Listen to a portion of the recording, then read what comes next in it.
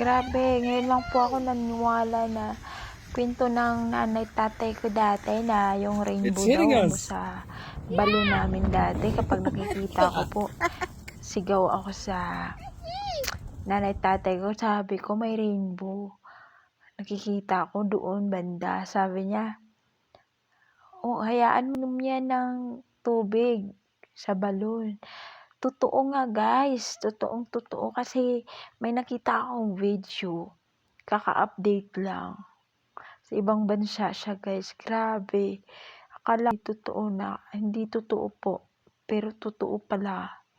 Sinabi ng nanay ko dati na yung rainbow pala 'pag nakaganon sa tubig, umiinom pala siya guys. Oo, now ko lang na-realize na akala ko kuwento lang yun ng mga matatanda.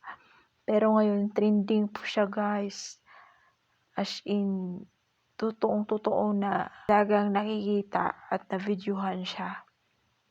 Tara panoorin natin.